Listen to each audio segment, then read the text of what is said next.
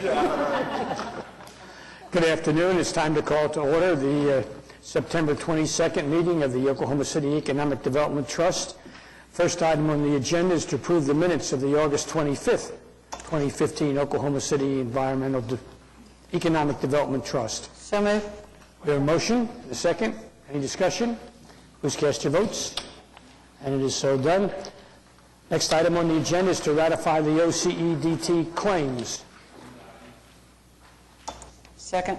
We have a motion, a second. Any questions or comments? Please cast your votes. And it is so ratified. Next are items requiring individual consideration. The first is Amendment 7, final acceptance on a streetscape project, part of Project 180, involving TIF funds. I'd like to move the item. Motion is second. Any questions or comments? Please cast your votes. And it is so done. Next is a change order number 2 in the Oklahoma City Water Utilities Trust in the City of Oklahoma City, Project 7A from Project 180 Streetscape, an increase of $67,242.60. A motion is second. Any discussion? Please cast your votes. And it is so done. Item C is a joint resolution with the City of Oklahoma City adopting and approving the policy guide on the Northeast Renaissance Project Tax Increment Finance District number 9. Ms. Kathy? We have a item before you to present a policy guide for the Northeast Renaissance TIF District. We developed this guide to set in place policies to clearly communicate how the tax increment financing revenues from TIF 9 would be allocated to projects, and the methodology that we would follow, and how we would look at projects. One of the things that we want to try to do is make sure that people clearly understand how tax increment financing works and how it can be used to help make development happen in areas. In Northeast Oklahoma City, this TIF district is relatively new. We created it earlier this year, and it is really focused on commercial development and multifamily, hopefully, and along the commercial corridors. So with that, we'll go ahead and go through it. Regina, go to the next slide. Just as a reminder, the budget in the TIF 9 project plan totals $45 million. We anticipate about $7,750,000 will be for residential projects. As I mentioned, that will probably be mostly multifamily. The largest component of the project plan is retail and commercial development at $22,500,000. Public improvements would include infrastructure, park development, things of that nature is about $12 million. And then other public developments is $2,750,000. And we would anticipate that some of that money could be used by some of the other taxing jurisdictions in the area. If you remember, with TIF, the school district, the county, city-county health, the VOTEX are all a part of the TIF process, and from time to time they have projects that they would like to try to fund from TIF. The next slide is a map of the area. Again, focuses on the commercial corridors in Northeast Oklahoma City, Northeast 23rd Street in particular, the area along I-35, and then up along Kelly north to Northeast 36th Street and a little bit further north. The area also extends south along Martin Luther King and kind of wraps around an area that's called the JFK, where the Urban Renewal Authority has been doing quite a bit of work over the past 20 or 30 years, but we've built a lot of single-family homes in the area, and we think that this corridor has the potential for some commercial development to help support that residential. So the purpose of this TIF district is to stimulate investment in commercial property along the primary corridors, to leverage new and enhanced retail and shopping opportunities, to assist in high-quality multifamily housing, and to upgrade the infrastructure within targeted corridors. We've identified in the policy 3 types of projects: those that generate increment, so they're privately owned, mostly commercial development that pays property taxes. or sales taxes, non-increment generating, which would be projects that maybe a nonprofit might undertake, and then physical improvements, which would include improvements to within the city's right-of-way, things of that nature. Increment generating projects, we will look at these projects and evaluate them. They will be evaluated based upon a combination of the financial need of the project for the TIF assistance and the impact to the larger commercial corridor neighborhood. Incentives in this TIF district will be provided in 3 ways. That we will make installment payments, which means we will pay out TIF revenues to the project over time once the project is completed. One of our goals or one of our objectives with this TIF district is to not issue any debt. I mean, you all know, you see the items come before the trust from time to time where we have lines of credit and bonds outstanding with some of our other TIF districts. On this one, in order to have the maximum amount of revenues available to leverage for projects, we are going to try to avoid issuing debt. So we will make payments back to these projects over time once they're completed. From time to time, we will look at doing a gap incentive and possibly loans, but those will not be possible for the first several years the TIF district is in place, mostly because we will not have any increment and not have the ability to borrow money. And the last one I just kind of mentioned were interest-bearing loans, and we've done that from time to time in TIF 2 as a way to get a little bit of extra money into projects that can support to make loan payments. So the increment generating projects, there's 2 different types of assistance we can provide: property tax and sales tax. The property tax, the project is difficult but is made possible through the assistance provided by the TIF revenues. It's eligible for amounts that are supported by its projected incremental tax payments. So we don't do this in downtown or any of our other TIF districts either. We don't allocate more money to a project than what they're generating in taxes. What our goal is that 15 years is the maximum threshold for those incentive payments to be, or for the increment to be calculated from, so they can only receive incentive installments over a 15-year period, or will only look at 15 years of increment. For certain catalyst projects, we may have to look at larger periods of time just in order to make the project work. And again, one of the reasons for limiting it to 15 instead of the entire 25 that the TIF will be in place is that we would like to generate some other increment to support infrastructure projects and to support other things that maybe don't generate as much increment as other projects. So the other component of this is sales tax, and sales tax will be looked at on a project-by-project basis. Obviously, it is for projects that generate sales tax revenues, so we're mostly talking about retail. Again, the project is difficult but made possible with the TIF assistance. Under this method, the installment method is the only way to receive assistance, so once they've remitted their sales taxes and we receive documentation of those, we will then make an installment payment. And that payment will be equal to either 50% or 30% of the sales taxes that the project generates. And we've used these multipliers so that we can make sure that we are looking at kind of new to Oklahoma City sales tax revenues, or hopefully capturing the sales taxes that are going outside of the community back into Northeast Oklahoma City. The projects must exceed 25,000 square feet to be eligible, so we are looking for larger retail or commercial projects.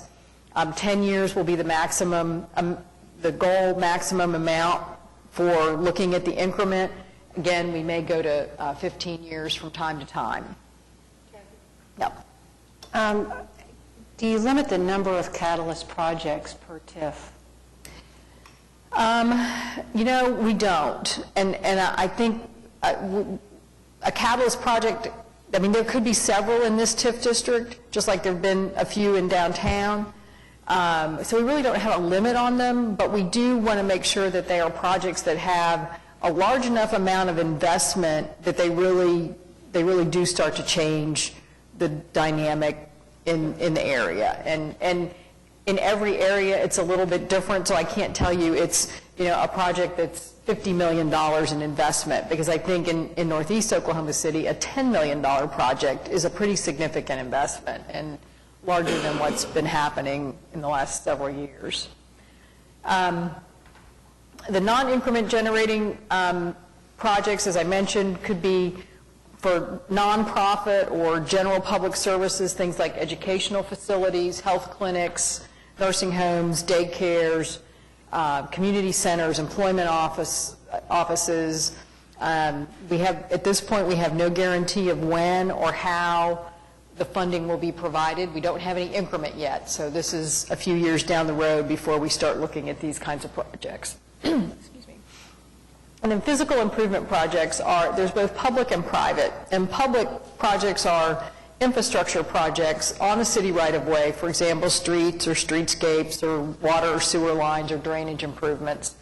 Private would be business and site improvements that enhance the appearance of a project. They can be a little bit smaller scale than maybe a great big development. This is a way for us to try to address some of the existing buildings that are in the area and help provide for improvements to them. So it could be awnings or doors, windows, parking lots, sidewalks, ADA accessibility improvements, things of that nature that help an existing property make improvements. And again, the funding will rely on the timing and size of the increment generated, and we will be requiring the private sector to match the TIF money on the private projects. The policy also outlines the sales tax formula that we will use, just to make sure that developers are clear how these incentives are calculated. Basically what we do on all of our sales tax projects is we only look at the 2% non-dedicated sales taxes that the city receives. So we start out with 100% of the 2% general fund sales taxes. Then we determine the amount that goes to the developer, and again, that's limited to 10 years. It can go up to 50 years, and it's only 50% of those sales tax revenues for major anchor projects and 30% for smaller ones. You meant 15 years, didn't you? You said 50, I think. I meant 15, I'm sorry. Yeah, no, it would not be 50. I thought I said 50%. It's 50% of the 2%. Yeah. You should have seen the expression on the faces of our compadres to the right. Not 50 years. Well, We thought this was a test of whether we were paying attention or not. It was. We all passed. I don't know about you two over there. All right. I'm glad you caught me. Again, all of these projects are done pursuant to an agreement and require city council approval. So. And that's it. Mr. Chairman, if I could ask a few questions. Yes, sir. Thank you. I guess first, just a word of compliment to Kathy and Councilman Pettis, certainly, and the city in general, for looking at this. This is really a phenomenal approach to, I think, bring creative ideas to an area that has struggled for generations. So I'm thankful to see the map, and I'm thankful to see how it has picked up these challenges across the region. Just a few questions, if I could, as I go through it. I recognize that there's a few ad valorem, what I'd call anchors in the area. I see Northeast High, I see the City County Health Department, I see Ralph Ellison Library. Are those the types of public or non-increment generating facilities that could also be eligible for some type of assistance, or are they kind of on their own? Yeah. Okay. No, they could be, yeah. They're eligible as well. Okay. And then on the increment generating, you touched on a little bit, I think, more on the 4.0 physical improvement. I recognize a number of what I would consider retail commercial corridors, 36th and Kelly, 23rd Martin Luther King. I just want to make sure that we're attracting significant investment and not just letting existing landholders repaint property. And so that's more, I guess, a philosophical question of what are we doing to make sure that these dollars are going in to be a change agent, to be that catalyst, and not just let them have access to funds to do some things that maybe they don't live in the area, but they've owned that property and haven't invested much in it for many, many years, I guess, is the question. We share your concern, and that's one of the reasons why the 25,000 square foot minimum is in the sales tax portion of it. And then on the ad valorem piece, we also would expect pretty large minimum investments. Again, we do have some properties where there are existing buildings, and we really would like to help support some small business development in the area. So it's kind of a balancing act that we have to go through. Okay, so you'll take that on a case-by-case? Yes, oh yeah. Every project is taken on a case-by-case basis. Earlier, you mentioned about some of the multifamily, I think, when you talked about the 7.75 on residential. Yeah. I'm thrilled to see the JFK area in the corridor because I recognize there's a great deal of faith-based investment that's occurred in the area, Northeast Church and some others I know that you're familiar with. Will they still be eligible to maybe expand the good work that they've begun, or are we looking for only multifamily residential? At this stage, especially in the early years, I think we would really want to focus on multifamily development that really starts generating some increment. The single-family development seems to be happening on its own. I mean, to some extent. I mean, obviously, urban renewal provides lots at a very reduced cost, and there's some other programs that are available through federal grant dollars.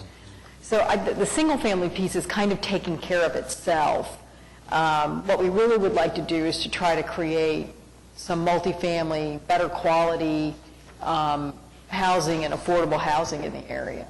So then would maybe the public improvement still be some kind of assistance to where the single family is occurring?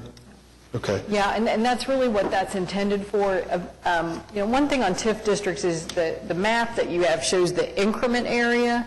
There's also this larger project area, and the project area is the Northeast Renaissance Urban Renewal Plan area plus the JFK Plan area. So the money could be spent in anywhere in those project areas. So we really think in the future that we could use some of the increment to make infrastructure improvements in those single-family residential neighborhoods. We're a few years away from that, though. I want to keep saying that over and over again. It could be 10 or 15 years. Okay. Well, again, I'm just really thrilled to see the progress that's being made on it, the great intentions behind it. I guess the only closing question I would have is, I think my suspicion there's a lot of cross currents that have prevented further investment or reinvestment in the past. So my question, I guess, would be, how much creativity will this have such that the city and its leaders can meet the needs that may be unique to these challenges as they compare to maybe the other 8 TIFs? I don't know. Councilman, do you want to try to answer that? I think that, the challenges are unique.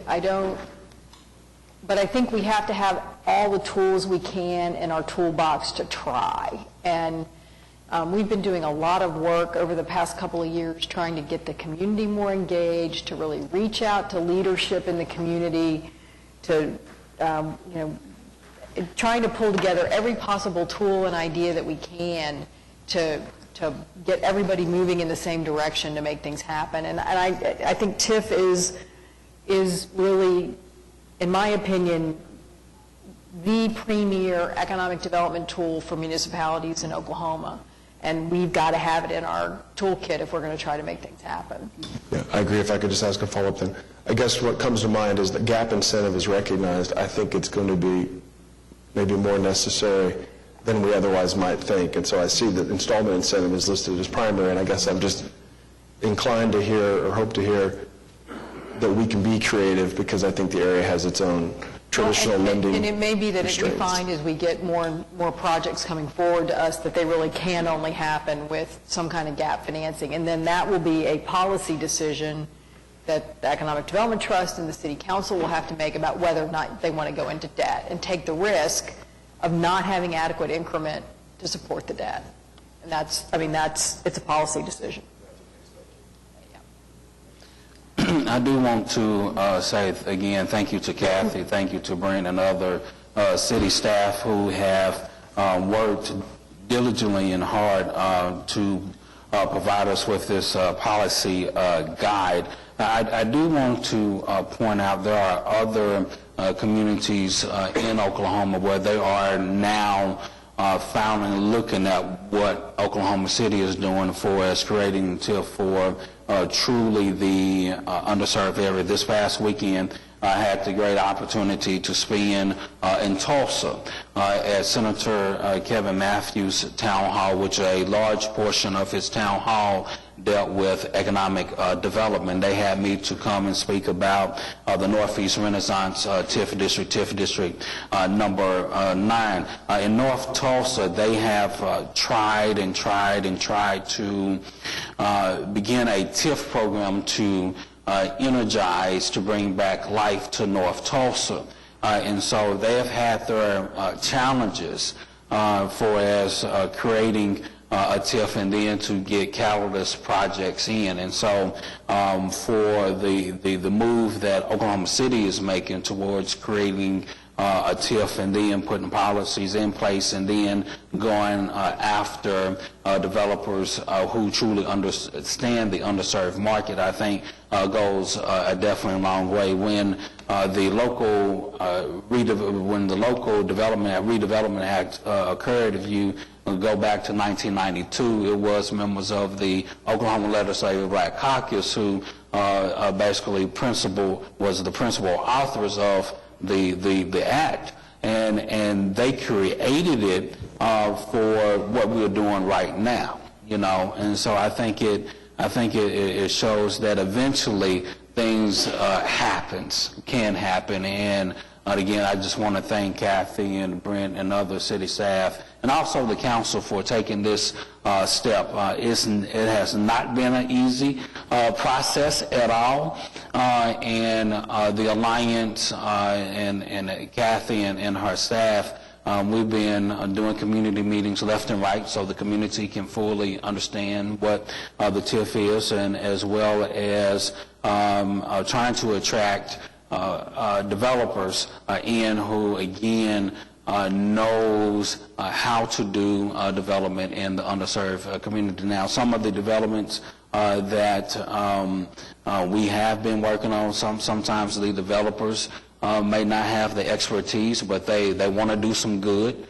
So we are definitely trying to move things into a right direction. And again, as I look back over spending the weekend in North Tulsa and to see some of the challenges in North Tulsa for us policy-wise, not only policy-wise, but also community engagement, I think Oklahoma City, we are far ahead of what North Tulsa is going through, and as a part of the engagement process, we are going to have a town hall meeting on the 29th at 6:30 p.m. at the Greater Mount Olive Baptist Church to talk about the TIF District number 9, to talk about what is truly the Northeast Renaissance, what's the plan, and then not only are we going to talk about the plan, but we're also going to talk about the couple of the developments that we have been working on. So I do feel pretty good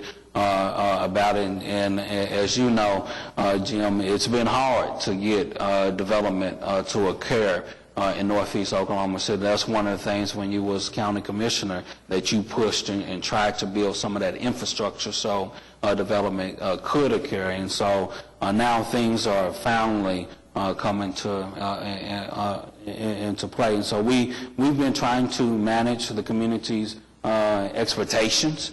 Of course, we all wanted dirt to turn on yesterday, but dirt has not turned, but dirt will turn very soon. So I believe this policy is definitely starting in the right direction. Any other comments or questions? We need to approve this. Is that right, Francis? We have a motion and a second. Any further discussion? Please cast your votes. And it is so approved. All right, next on our agenda is item D. A resolution authorizing the general manager or his designee to negotiate an economic development agreement for future council action from projection. Who's going to handle that? Mike Ogan with the Greater Oklahoma City Chamber is here to introduce representatives from Progression. Good afternoon. My name is Michael Ogan. I'm with the Greater Oklahoma City Chamber. We've been working with this company and its Progression since early summer. They're a financial services company. We have two representatives with us today, and I'll let them describe what it is they do, which I think is a very good story. I think both the company and their line of business will be very good additions to the community. We have Gene Abernathy and John Pexton. Gene is the company's Chief Human Resources Officer, and John is their Chief Financial Officer.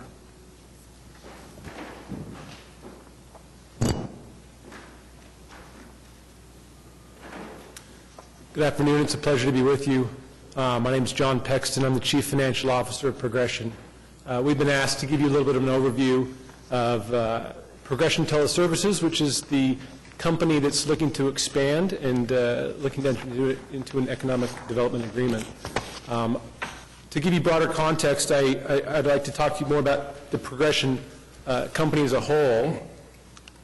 On slide 2, you'll see PGX Holding is the top-level entity that's a privately owned company, and it has 6 operating subsidiaries underneath it. There's 3 lines of business. Progression has been around for about 15 years. It has 2,000 employees on a combined basis.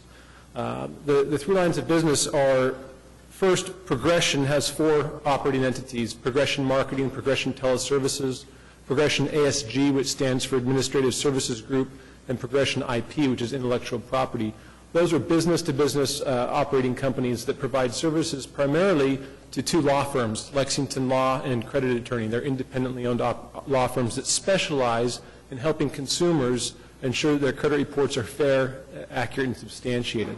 On a combined basis, the law firms using Progression technology are servicing over 400,000 Americans every month, helping them understand how their credit reports are operating, how their credit scores are calculated, and ensuring that their credit reports are fair and accurate. eFolks is a line of business that does lead generation using mostly internet marketing. And then CreditRepair.com is a company that provides credit report repair services directly to the consumers. So those are the 3 lines of business of Progression. And the company that is looking to expand is the Progression Teleservices Company. If you'll flip the page to slide 3, Progression Teleservices, again, was incorporated in 2010. Its main objective is to provide call center operations with sales and support services, mainly to our client Lexington Law Firm. They currently employ 900 people in 4 call centers through Arizona, Utah, and Idaho. They've been growing very rapidly at about 33% per year for the last 4 or 5 years.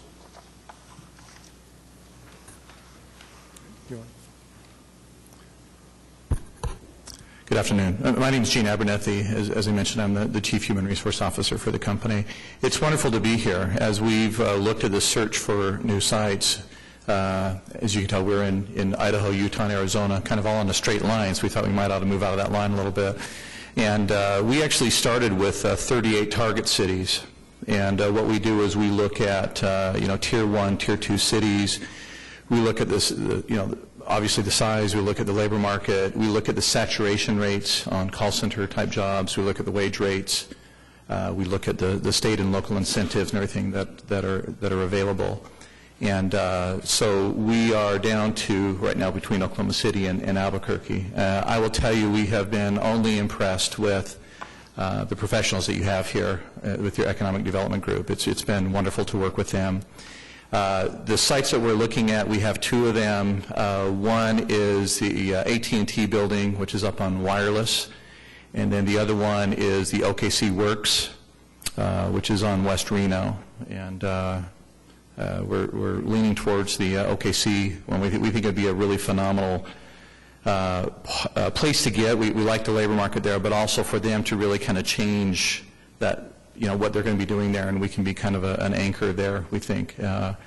and have a really just amazing call center, we think, there. So the call centers that we have, these are all inbound call centers. These are not outbound. These are kind of higher end. We tend to pay on the higher end of the market. We have these consultants that are working with people. Let's see. Yeah, and that'll show you just a little bit on the growth. This is just within teleservices. This is why I have bags under my eyes. This is the growth that we've had going on. We're looking to add about 1,000 seats a year, and so we're excited to be. We also do some of the outsourcing, the facilities for the law office as well. So when we look at seats, but we have a lot of growth ahead of us. We just opened up a call center in Phoenix, and we have more to go. So. Just briefly, just tell you just a little bit about, we're really proud of the culture that we have in this organization. In the call center, we call it PACE. You can see that the P stands for Provide Outrageous Client Experiences Delivered by Wicked Talented Salespeople. The Wicked Talented is kind of one of our little taglines. Not sure it will work in Oklahoma, but it's something that we've had a lot of fun with, but we really feel like we get the best and brightest, and it's all about serving our clients. We work very hard to attain the employer of choice. We want to be a destination site as an employer and be a best place to work. Obviously, we want to consistently achieve our company expectations for profitability and growth. And then we believe very much in developing from within. And so our plans, if we do come into Oklahoma City, would be that we will hire virtually everyone, I think, from Oklahoma. I mean, we may bring in a trainer or two. I think we have 600 people in Phoenix, and I think 4 came from other sites. So we really like to come in and just get into a market and grow it organically, and and then those people start as consultants and they move into management. So it's a great experience for them. And just a few final things about this employer of choice. We talked about PACE culture. We also try to come in and be very heavily involved in community service. Primarily, our efforts have been with food banks, and we've done a lot in Utah, Idaho, and Arizona with the food banks. And in fact, what we do, we're so focused on this community service, we bring our new hires in and they spend 2 or 3 weeks in training. We take 1 day of that and we take that group off and we do service with them. And we usually go in the food bank and prepare packages, whatever. But it's just we want them to understand very early about who we are and what we stand for. We have a very good hiring program. John always likes it. We have these relaxation and game rooms that we get stuff for our employees to be able to relax. They're not the easiest jobs in the world, We strong commitment to internal advancement and promotion, and very comprehensive benefits that we provide. So we're excited about the potential to be able to come in here, and it looks like a great labor market. And is there any questions, anything that we could answer for you? Quick question. How do you plan on recruiting the 500 employees? Yeah, we would come in very quickly. We do things fast. So let's take the OKC Works, for example. We have a temporary space available for 75 seats. We come in, work with the state, job fairs, billboards, radio ads. The great thing about our company is once we get rolling, 60% of our hires are from internal referrals from other employees. We find those to be, they're great employees, but that's just a good thing about the work environment, that people want their friends to work there. So, all right, thank you. Yeah. Quick question, sir. You said the Oklahoma City Works, is that the Lucent facility? Yes. Are you all planning to take all of the unused portion of that, or is that you're going to subdivide it? Yeah, we're looking to take, I think it's 55,000 square feet. So I think there's 1-point-something million. So there's a lot of room for us to grow, but if you know the facility, there's the front office building, and then there's the larger building behind. We're actually would be taking in the larger building behind. If you're looking at it on the right-hand side, so we would have signage right there, and take that corner And this feels like an ideal spot for us. And if you can imagine walking in and having these 30-foot ceilings, and so it should be a great environment. So. And you're aware that that happens to be in Ward 3 of Oklahoma City, and I happen to be the councilman of Ward 3. We heard it was the finest ward.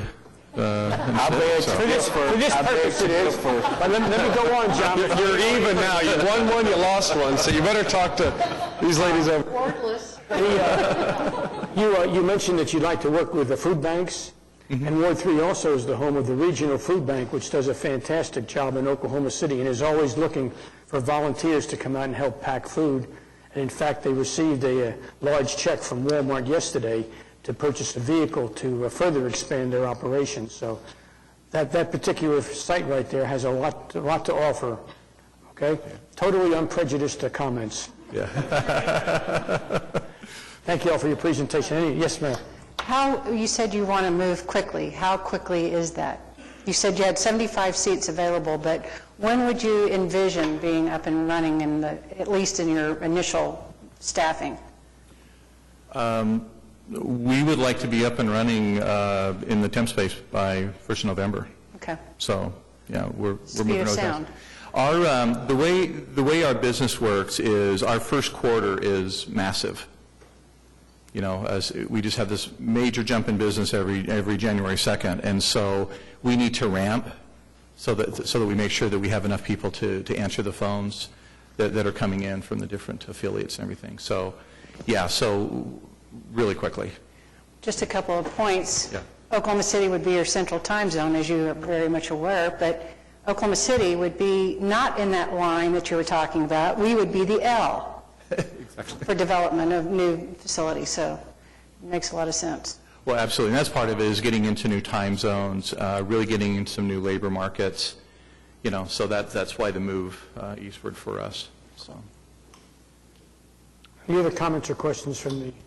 I do have a question. So I called January 2nd. I talked to a live body, and I explained what I overspent for Christmas or whatever the circumstance is that I'm experiencing.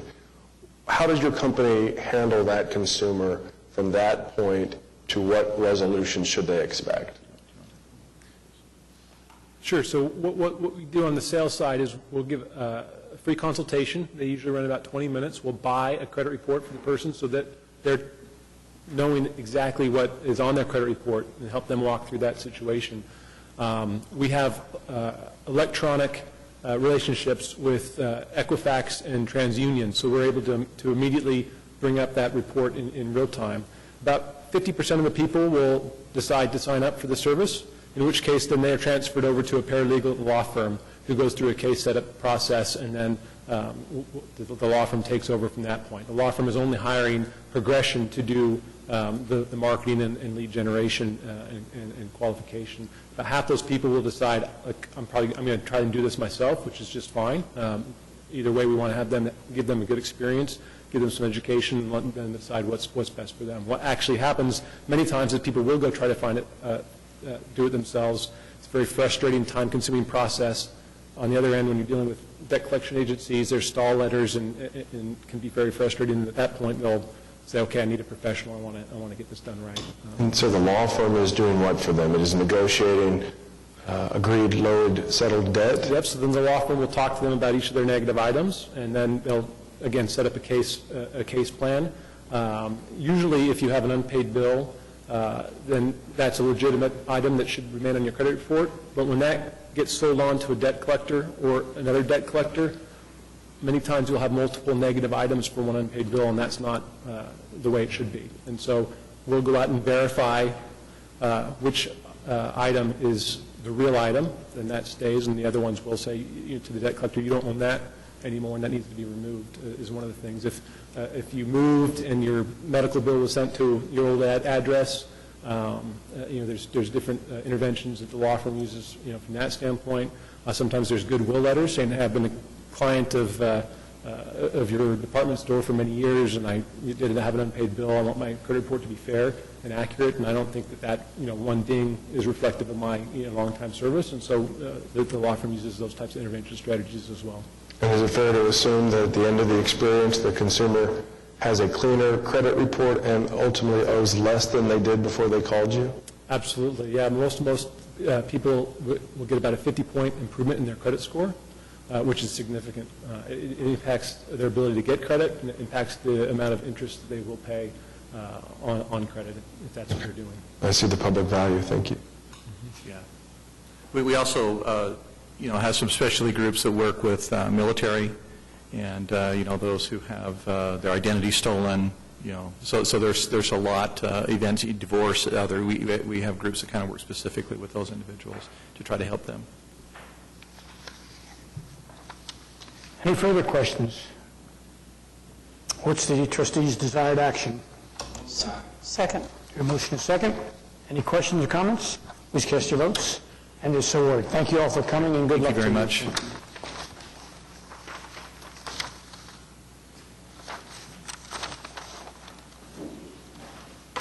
Next on our agenda is the Oklahoma City Economic Development Foundation report. Is it not? Here we go. Good afternoon. Good to be with you. Kurt Foreman from the Economic Development Foundation and the Chamber. You have in your packets our annual summary of findings about our existing business engagement that we do on behalf of you all and the city as part of our contract. And one of the items that we are always excited to do is release this and share this with folks. We've done it with our leadership the other day and wanted to share it with you as well. It covers, as we do in other years, a lot of good insights about the community and things going on. We interviewed or talked to 338 companies. We actually call on many of them more than once, but we don't count them more than once for this purpose. So that's a good group of companies. You'll see throughout it all sorts of great information about how they're connected to our community. Real briefly, I wanted to share with you about 6 items that I think are particularly interesting, and then if you have any questions, I'd be happy to answer those. But given that we're sort of seeing what I might call cloudy headlines these days about sort of some shifts in the economy, perhaps, the energy is softening a little bit, it's good to know that of the people we talked to in the past year, 69% of them had either announced or undertaken an expansion during the past year. So that's very strong and is a good sign. 92% were satisfied with our cost structures here in the area as far as doing business in the community. 83% were very pleased or satisfied with the business climate in our community and in our state. 3/4 of the people were very satisfied with the quality of our workforce. 93% indicated that their company had either increased or stayed the same in terms of employment over the last 3 years, and that's, again, a very strong statistic. I've not seen that kind of strength in any of the other communities I've worked in terms of the sustaining ability of our companies and the optimism they've had. And then lastly, something that's come from a lot of hard work by a lot of people, companies have for the 3rd year in a row seen a drop in their workers' comp expenses, which came from some significant changes the state made in the system to make us more competitive as a community. So there's a lot of good news out there, a lot of companies that really think highly of our community and are investing in making it, continuing to make it their home for their businesses and growing it. And as you all know, existing customers are so important. We can always go after more, and we're glad to have new ones come to the community. If all works out, I'm keeping that as a positive. Anyway, I think the existing companies are so important, and so we're always pleased to do this. I want to share with you the folks who did all the hard work on this, and that's Mike Chumo from our team and Jennifer Smith. They're our existing business team, and they spend all year long getting up every day and going to bed every day thinking about our existing companies and pulling all the other resources together to support those companies. So I want to thank both of them for their hard work this year and the results of this report. I'd be happy to answer any questions, but the news is good. Questions from the trustees? Very good. Thank you so much. Thank you, Kurt. We need a motion to accept. So moved. We have a motion and a second. Any questions, comments? Please cast your votes. And it is accepted. Next on our agenda is the general manager report. Brent, you want to go ahead? I don't. Okay, your general manager in your packet today is through the period of July. One thing I just wanted to highlight, the Outlet Mall finished their year through July with 3.6% growth over the prior year, which we think is a good thing. Now my hope is our good friends here from Projection will add 500 new employees there so we can go spend some more money over at the Outlet Mall. So, but other than that, there's really not nothing major there. I don't know if you heard that or not, but this gentleman here is talking about the Outlet Malls, which was his project to come in. Just happens coincidentally to be across the street from the site you're looking. Just wanted to make sure that sunk in, okay? Quality of life.